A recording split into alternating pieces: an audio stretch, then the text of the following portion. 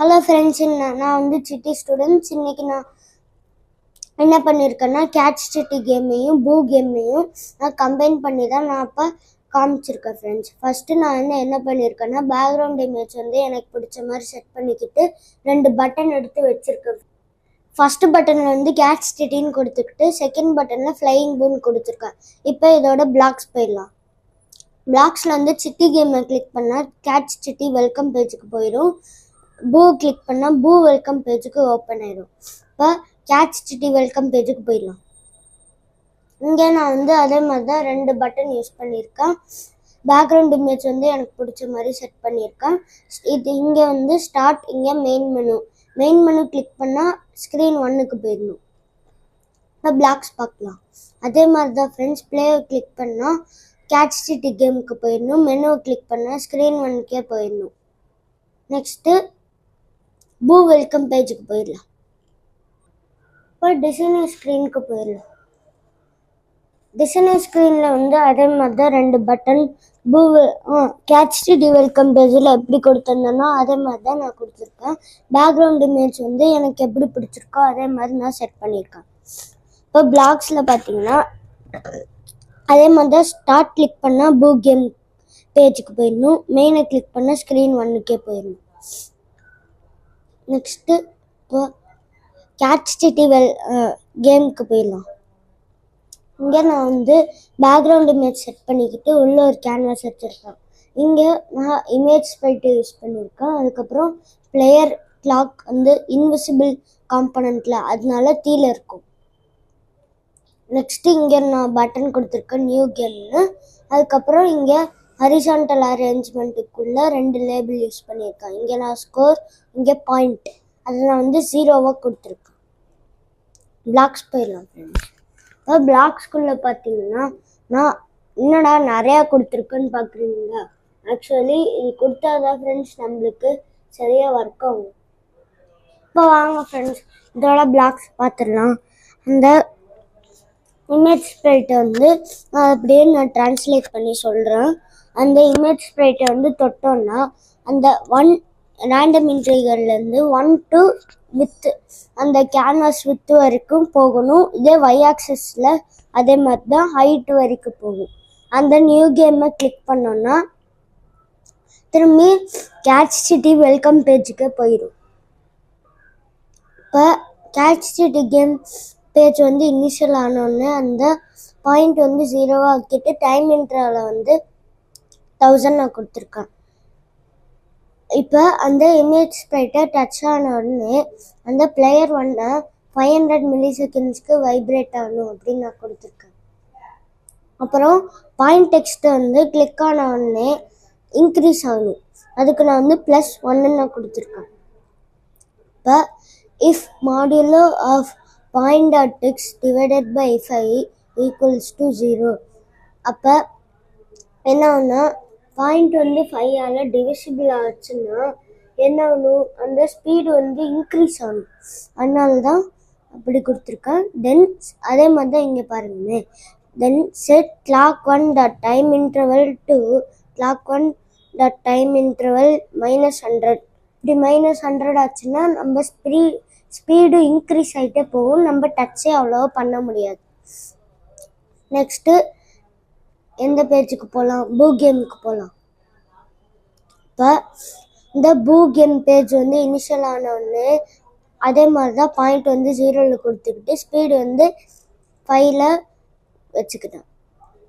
இப்போ இமேஜ் ஸ்ப்ரைட்டை அதே மாதிரி தான் டச் ஆன உடனே என்ன பண்ணியிருக்கேன், 1 minute நான் வந்து க்ளோஸ் பண்ணிக்கிறேன்.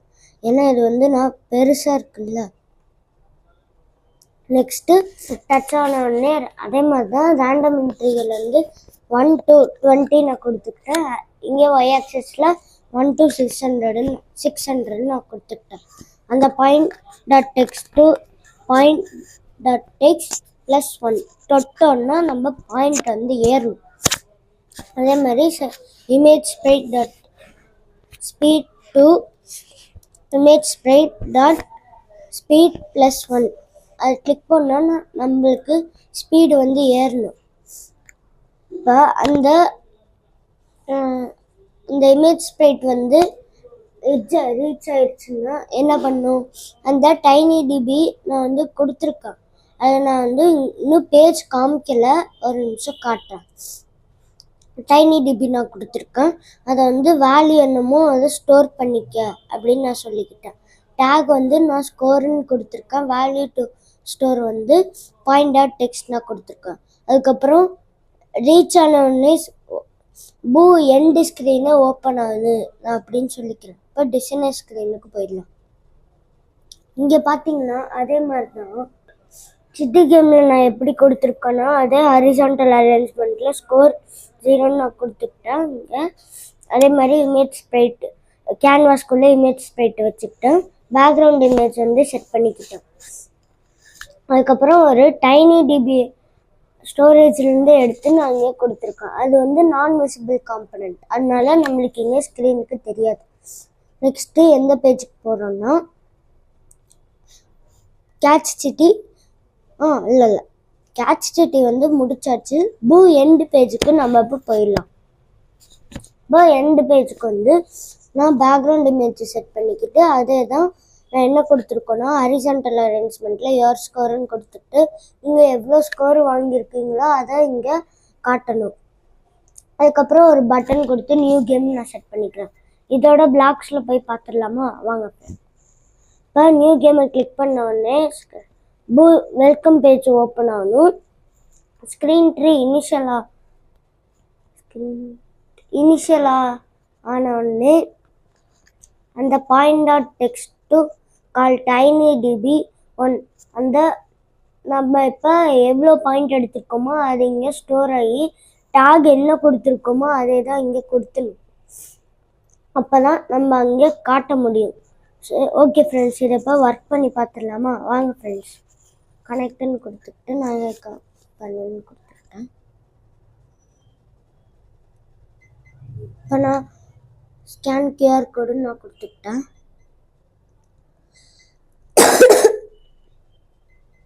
சரி, ப்ராக்ரஸ் பார் ஆகிட்டுருக்கு ஃப்ரெண்ட்ஸ்.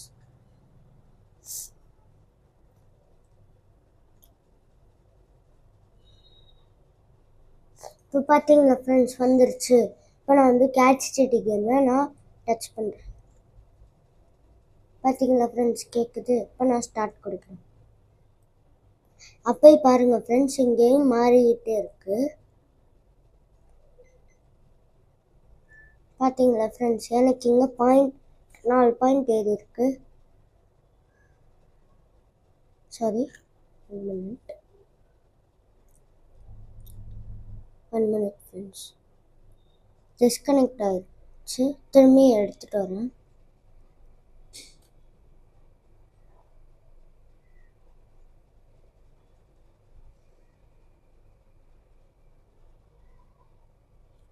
ஏ கம்பெனின்னு கொடுத்துக்கிட்டு ஸ்கேன் QR கோட் நான் கொடுத்துக்கிறேன். லோட் ஆகிட்டுருக்கு ஃப்ரெண்ட்ஸ்.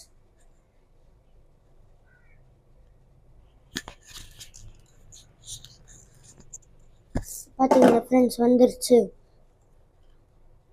இப்போ நான் 4 பாயிண்ட் அங்கே எடுத்தேன்னா இப்போ பாருங்கள் ஃப்ரெண்ட்ஸ், நான் நிறைய பாயிண்ட்டை எடுத்துகிட்ருக்கேன். இதை இப்போ பார்த்தீங்களா ஃப்ரெண்ட்ஸ், நம்மளுக்கு ஸ்பீட் ஏறிக்கிட்டு இருக்கு, தெரியுதா? இப்போ நான் 24 பாயிண்ட் நான் எடுத்துக்கிட்டேன். இப்போ 1 டச் மட்டும் பண்ணிடுறேன். பார்த்தீங்களா ஃப்ரெண்ட்ஸ், 26 ஏறிடுச்சு.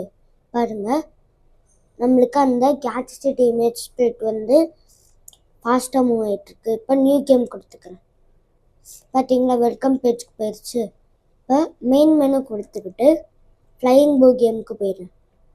இங்கே அதே மாதிரி தான் கேட்குது. ஸ்டார்ட் கொடுத்துக்கிட்டு உள்ளே போய்க்கிறேன்.